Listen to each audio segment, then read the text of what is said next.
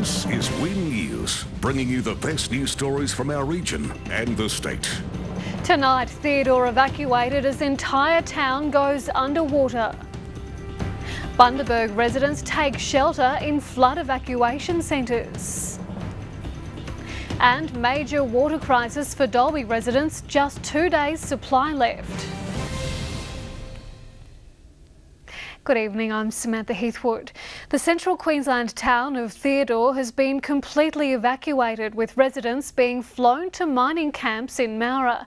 The town is continuing to be inundated, with at least 40 centimetres of water flooding homes.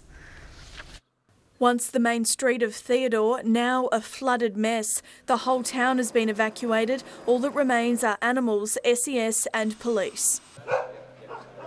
The last of the residents were flown to a mining camp in Mowra this morning. No one allowed to stay.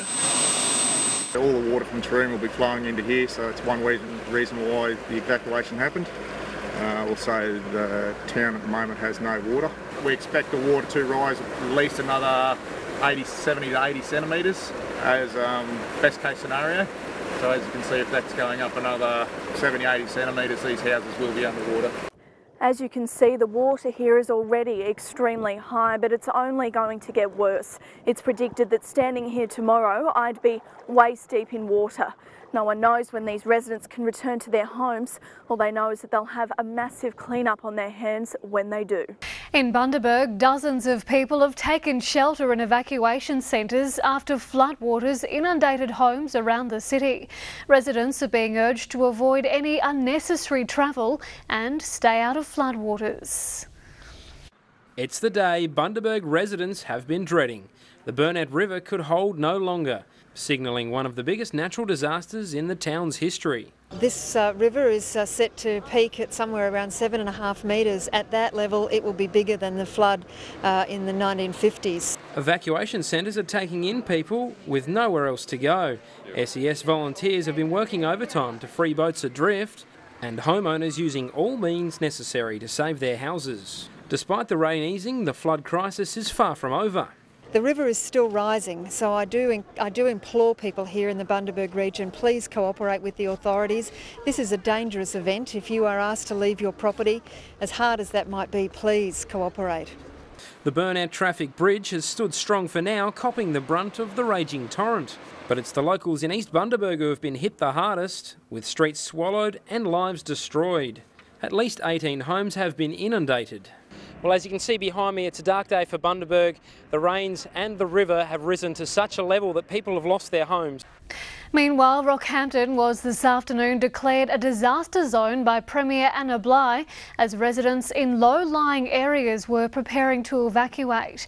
Premier Bligh launching an appeal to help those affected by the widespread flooding across the state.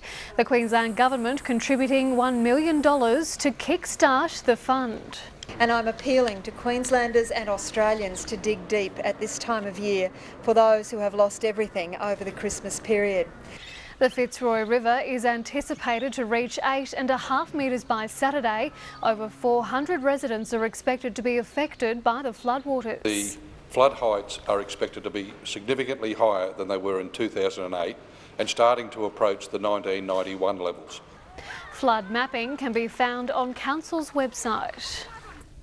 As floodwaters begin to recede in southwest Queensland, residents in Dalby are facing a major water shortage crisis. The rising Condamine River has flooded the town's water treatment plant, leaving only 2 days of clean water left. It's a cruel irony. Dalby is still suffering from its worst flood in almost 30 years, but residents have been told they can't even wash their own clothes as level 6 water restrictions are enforced. Emergency internal use, which is hand basins, drinking water, toilets and showers. Dalby's water treatment plant is sitting under almost 2 metres of water and has been shut down due to the flooded Condamine River. Many residents here on Arthur Street in Dalby had only just finished cleaning up from last week's floods when the floodwaters rose again. Health authorities are advising the public to protect themselves from melioidosis as torrential rain and flooding continues across parts of the state. Queensland Health says melioidosis is a serious disease caused by germs found in tropical soils, surface water and mud, especially after heavy rain. People at risk include those with diabetes, alcoholism, kidney failure and cancer. However, healthy people can also be affected. Those working in muddy soil without foot and hand protection are also at high risk of becoming infected. Symptoms can vary from pneumonia, colds and flus, as well as rashes and sores. Toowoomba's dams have risen to their highest levels in more than 8 years. This time 12 months ago, Toowoomba's dams were critically low, sitting at just 7.8%. This afternoon, combined dam levels climbed to 60% with good inflows continuing. The Garden City now has over 10 years of water supply.